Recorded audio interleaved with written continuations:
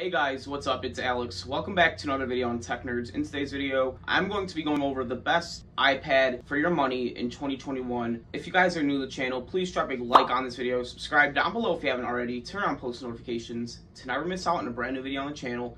Let's transition downstairs and talk about this. I'll be going over the 2021 iPad product lineup. Let's get right into this. Starting with the iPad 9th generation. This iPad starts at $329 and is basically the best value for your money if you're going to get an iPad. It has a 12 megapixel front-facing camera with centered stage.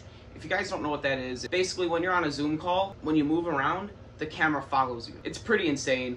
It even has a better front-facing camera than the 2020 iPad Air.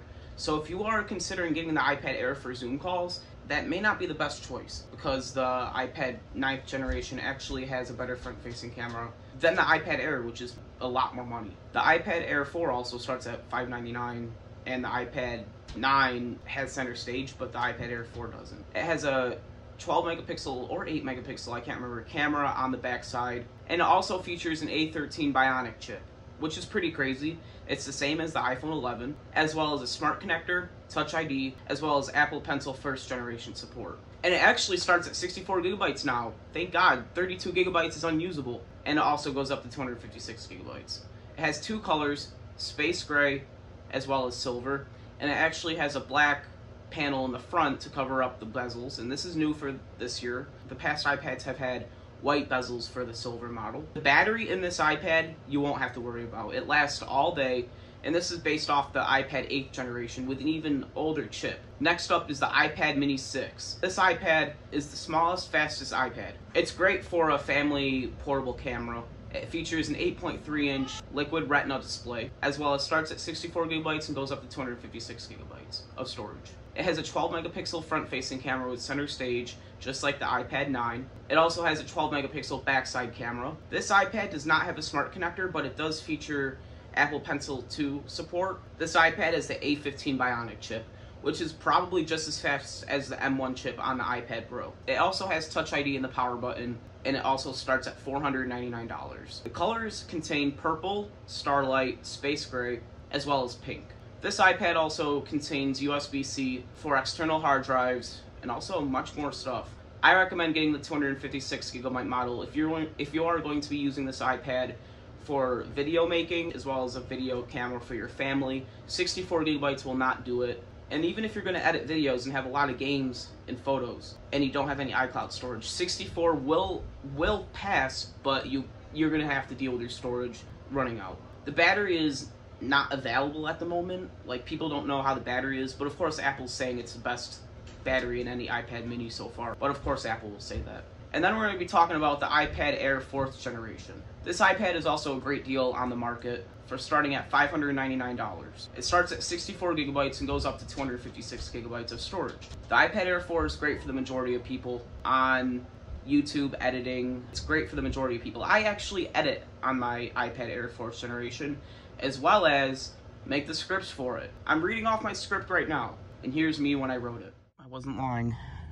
This iPad features a 10.9-inch liquid retina display with Touch ID in the power button as the biometric authentication. This iPad is the only iPad with no center stage. It has an 8 megapixel front-facing camera, as well as a 12 megapixel backside camera. This iPad features a smart connector just like the iPad Pro for the Magic Keyboard and trackpad. That starts at $299, but you can often find it cheaper on Amazon for $199.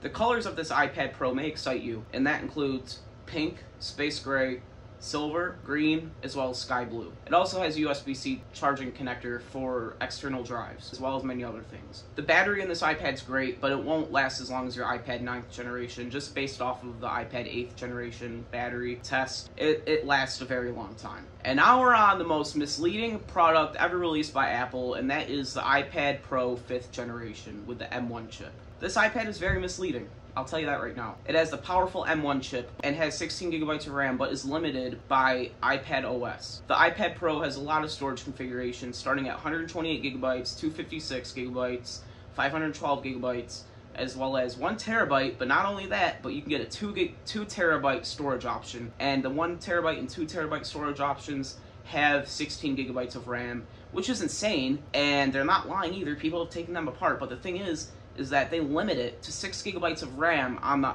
iPad OS. What? It is basically overkill for the majority of people. You can expect to see the same amount of results as the iPad Air 4th generation with the iPad Pro. It's not any faster. I mean, maybe times will change. Maybe it's probably going to get support all the way up till iOS 25, just because it has 16 gigabytes of RAM. Like, no iOS device has 16 gigabytes of RAM. Even the iPhones, they only go up to 6 gigabytes of RAM for the 13 models. It's insane to think that the iPad Pro can have 16 gigabytes of RAM and not be able to use it. This iPad has two sizes, the 11-inch as well as the 12.9-inch.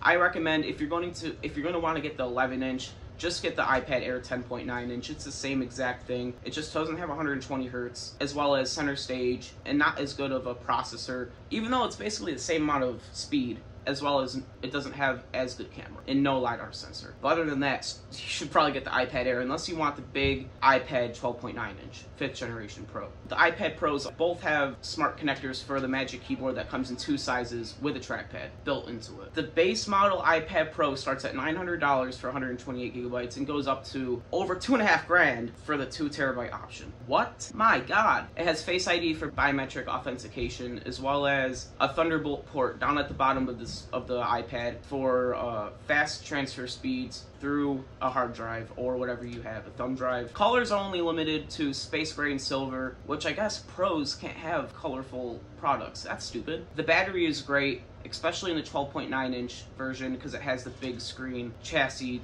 to utilize. Okay guys, I hope that helps you decide what to buy, and let's end the video upstairs where I started. Alright guys, I hope this video taught you which iPad to buy in 2021. If you guys are new to the channel, please drop a like on this video, subscribe down below if you haven't already, turn on post notifications to never miss out on a brand new video on the channel. Thanks guys for watching, peace out.